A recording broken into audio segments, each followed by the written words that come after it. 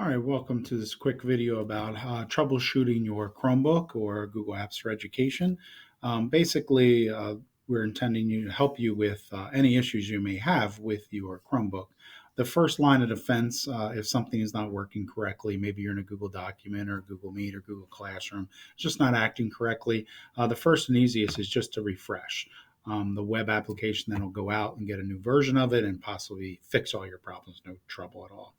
Another way to do this a little bit more stringent refresh is if you hold down Control Shift and then R. That's called a hard refresh, and what that does is wipe out any data maybe that website has stored on your computer, and then goes out and gets the fresh version of it. So holding down Control and Alt on your keyboard and then pressing R is considered a hard refresh. So it's kind of like a refresh, but wipes out a little bit more information so that it maybe will load and work no problem. So that's the second line of defense. Then what you can do after that is basically I would check my Wi-Fi to make sure it is strong. So if I click on the system tray down here by the clock on my Chromebook, I see I have a weak connection, but everything seems to be working for me right now, so that's fine. I'm not worried about it. But if there was an issue, I'd try to move closer to my Wi-Fi spot so that I could actually make sure that that's not the issue, because Chromebooks do need the Wi-Fi to be able to connect the internet to communicate and work together collaboratively. So that's the next spot. If you are having a weak signal, you may just want to move closer to your Wi-Fi router in your house. If you move closer and it still is weak, it might be best just to restart your router, unplugging it, waiting 30 seconds, and then plugging it back in and see if that signal gets stronger. If that signal's still not getting strong, you can also use a tool like speedtest.net to actually test your internet connection. By going to speedtest.net, you can check your download speed and upload speed. And then if it says that there's some issues here, then maybe you want to start to reach out to your internet provider. So this shows you how fast of a connection you have to the internet.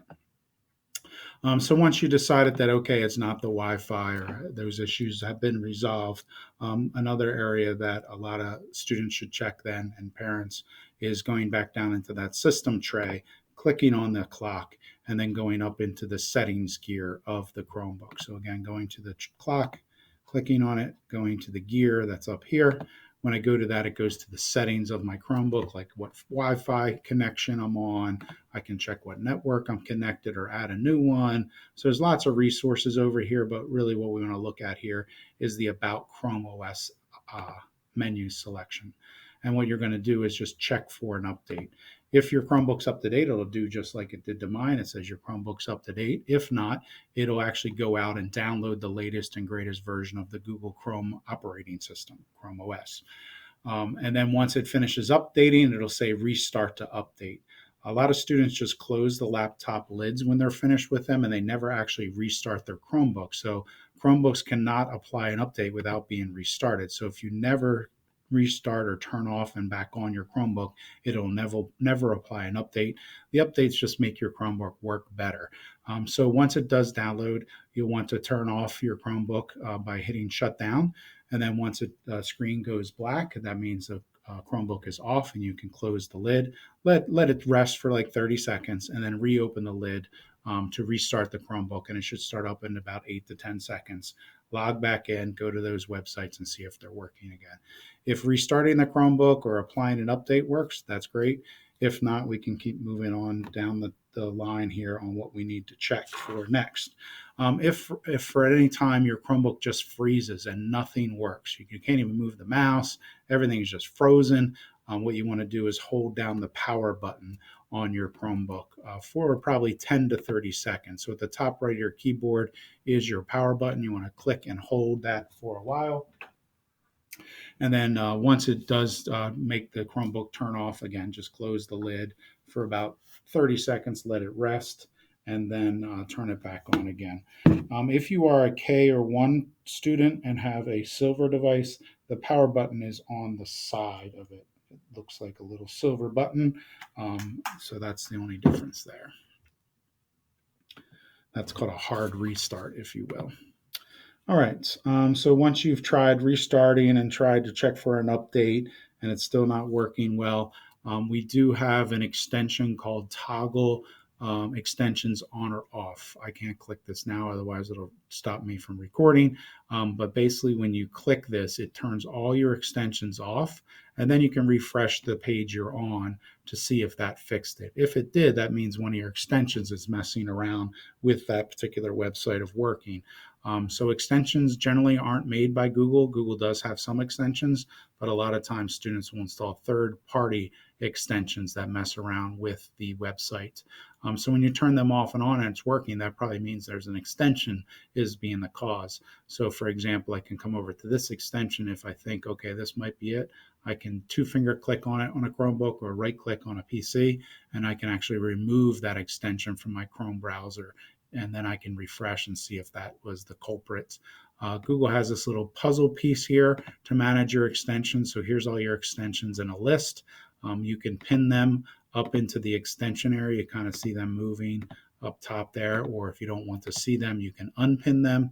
If anytime you want to remove an extension, you can also click these three dots, or if you, again, two-finger click on them up top, you can also remove them from Chrome. But through the puzzle piece, I can also remove them as well. Some of these extensions you cannot remove because the district installed them. For instance, this is how we help filter and keep our kids safe with the Cisco Umbrella Chromebook client. So I cannot uninstall this because the district installed this. So some extensions you're not going to be able to uninstall, and they're not going to be the culprit because we vetted those too as well. Okay, so once you kind of messed around with your extensions, you can toggle them off and on and refresh, or remove some and refresh to see if whatever wasn't working is now working.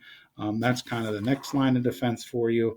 And then basically, there's, if worse comes to worse now and it's still not working, back on the parent and guardian resources page, as well as the student resources page down below, underneath the help with technology area, we have the idea that first communicate with your teacher to see if they have any ideas for you. And then after that, if that's not being successful and you tried all these steps, you can either call or email the help desk to see if they can give you some virtual support through the phone or through email. And if worse comes to worse, you can just bring the device in and we'll get it working for you, or get you a new device too as well. We also have created a district website for helping you with Google's tools at home. So if you do go up to the Wilson School District Learning Resources, this is the website we've created when we started with COVID and virtual learning in the spring. And underneath the student resources and down here below the parent resource, very similar resources, is the first one is the Chromebook simulator. This just gets it gives you help with using your Chromebook. So for example, there's a getting started piece, like how do I just sign in as a guest, which you can't really do with our Chromebooks, or how do I add an account? And then over here is like a quick little simulation on how do I add an account to my Chromebook. So it tells me to click there, I sign out of my Chromebook, and down here is an add a person, and steps me through signing in. Remember, our Chromebooks, you can only sign in with the @share.wilsonsd.org account. Or if like you don't really know how to use the trackpad, so I can go use the touchpad. So then again, it comes up to a simulation over here to help me understand how to use the trackpad. So now it's just showing me move the pointer by just moving across the trackpad. And then once I get that done, I can go over and drag and drop. So click and then drag. So again, all these just help you simulate what it would be like on a Chromebook. That's linked off of there. We also have student and parent tutorials, as well as a couple video series linked here too as well. So this is a spreadsheet of all just different tutorials to learn how to use your Chromebook, how to use Google Drive, how to use Google Documents, how do I use Google Classroom, how do I use Google Meet. All these go out to different resources to learn a little bit more about the individual apps. We also have a couple video series that if you like to learn more by videos. So this is the Google Training video series, where how do I take care of a Chromebook? How do I manage multiple accounts on maybe my device? My student wants to use my device and I need to use it. Or, using Gmail, using Calendar, basically all the little Google apps. We have like minute and a half videos here to learn how to use the different tools that are available to our students on a Chromebook and more. The other link then also takes you out to, another type of series. Oops, I clicked on the wrong one. Oh, there it is, video series. Very similar, but these are a little bit longer and they're geared towards families and guardians rather than just any user here as well. So again, lots of resources. They're all linked off of the resources page for parent and guardian and student resources, both these Google Apps help link that I just showed you about, as well as the information of contacting our help desk. So feel free to do so if all these things did not help you out. All right, hopefully that helps, and have a great day.